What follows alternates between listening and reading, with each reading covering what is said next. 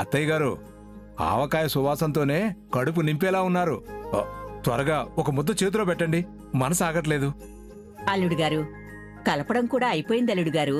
ఈ 7 తులావకాయ ముద్ద మీదే, తినండి.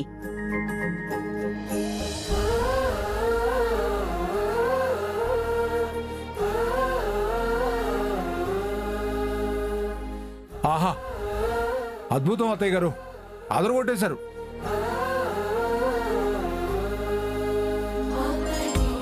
పిన్ని, త్వరగా మా అందరికి కూడా పెట్టు, మా మనసు కూడా ఆగటం లేదు.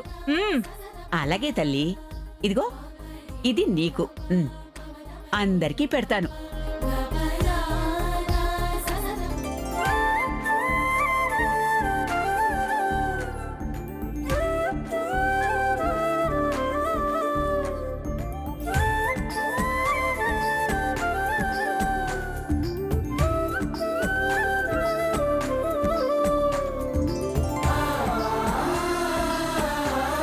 మీరు కూడా తినండి.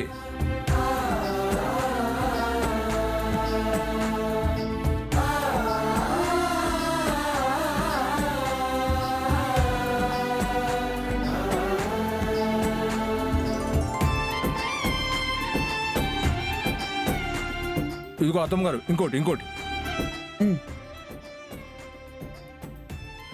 అమ్మమ్మ, ఇది మామూలు ఆవకాయ కాదు, అల్టిమేట్ ఆవకాయ. అవునమ్మా, చాలా బాగుంది. ఆనందా, పోయినేడు మన ఊళ్ళో నువ్వే కదా ఆవకాయ పెట్టింది. ఆ రుచి ఈ రుచి ఏమాత్రం వేరుగా లేదు. ఆ? ఎంతైనా ఆ తల్లి కూతురే కదా, తెలియకుండానే అమ్మమ్మ బ్రాండ్ పిన్ని కూడా వచ్చేసింది. కరెక్ట్గా చెప్పావురా.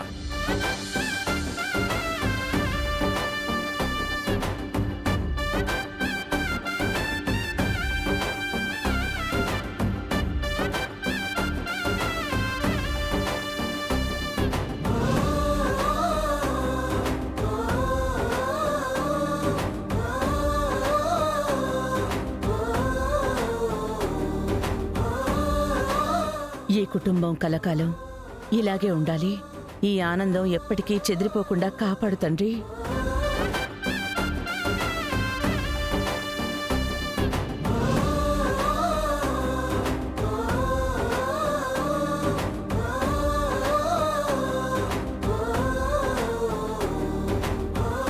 అమ్మమ్మ, చాలా హ్యాపీగా ఉంది. ఈ ఏడు నీ చేత్తో ఆవకాయ భోజనానికి శుభారంభం పలికాం.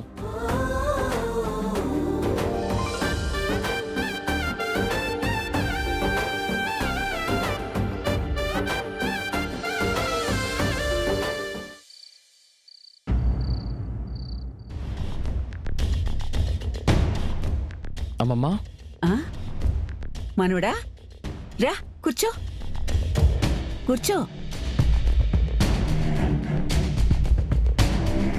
ఏంటయ్యా? అమ్మమ్మ, ఇందాక నీతో ఒక విషయం మాట్లాడదాం అనుకున్నాను. అందరిలో ఎందుకులే అని ఆగిపోయాను. ఏంటయ్యా అది? మరేం లేదమ్మమ్మ. అమ్మ మీ నుంచి తన చిన్నప్పుడే దూరం అయిందని చెప్పారు. అసలు అలా ఎలా జరిగింది? అమ్మతో పాటు మీ తరపున కుటుంబానికి కూడా ఎందుకు దూరం అయ్యారు? అలా అనాథగా బతకాల్సిన అవసరం మీకెందుకు వచ్చింది? మీ వాళ్ళంటూ మీకెవరూ లేరా?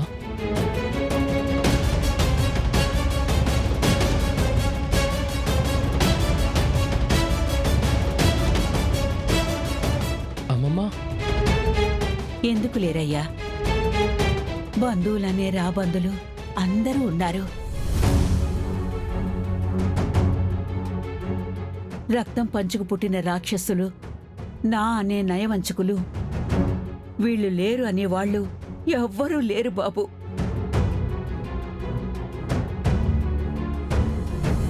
అందుకేనయ్యా అందరూ ఉన్నా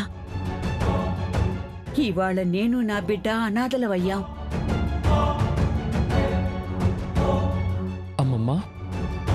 అవునయ్యా, పుట్టుకతోనే నేను శ్రీమంతురాల్ని కాకపోయినా నేనొక పుణ్యాత్ముడికి మనసున్న మహారాజుకి భార్యనయ్యా. శ్రీమంతురాలిగానే బ్రతికాను. మీ తాతగారు ఊర్లోనే చాలా పెద్ద భూస్వామి. ఆయనంటే ఊరందరికీ గౌరవం. కాని ఆ ఇంటి మనుషులకి మాత్రం అసూయ. వాళ్ళు పెద్దలు పంచిన ఆస్తులన్నీ వ్యసనాలకి పోగొట్టుకుని మా ఆయన ఆస్తి మీద ఐశ్వర్యం మీద కన్ను వేశారు. ఆయన ప్రాణాలు తీసి అంతా వాళ్ళ వశం చేసుకున్నారు బాబు.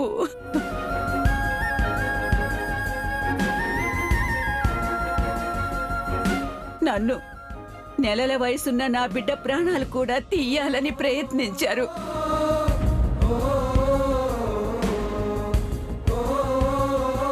తల చెడి వెళ్లిన నన్ను నా పుట్టింటి వాళ్ళు సైతం ఆశ్రయం ఇవ్వకుండా నా బ్రతుకు నన్ను బ్రతకమని పంపించేశారు. చేసేది లేక పొత్తిళ్లలో బిడ్డని దాచుకుని ఎక్కడెక్కడో తల దాచుకున్నాను. రోజులు గడిచే కొద్దీ పసిదానికి పట్టడానికి పాలు కూడా దొరకని పరిస్థితి ఎదురయ్యింది.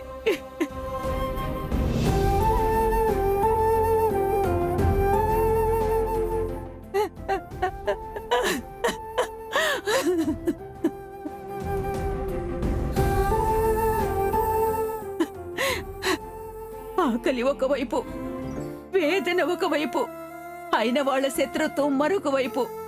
ఎలా బతకాలో పాలుపోని స్థితిలో బిడ్డని చంపుకోలేక నా ప్రాణం ఏమైపోయినా పర్వాలేదని బిడ్డని అనాథ శరణాలయంలో వదిలి వెళ్ళాను బాబు.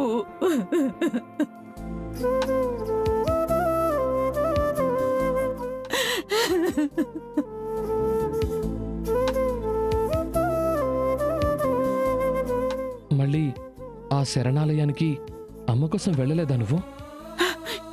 వెళ్ళానయ్యా, కాని అప్పటికే శరణాలయాన్ని మూసేసి అందులోని పిల్లల్ని వేరు శరణాలయాలకి మార్చేశారు అని అన్నారు.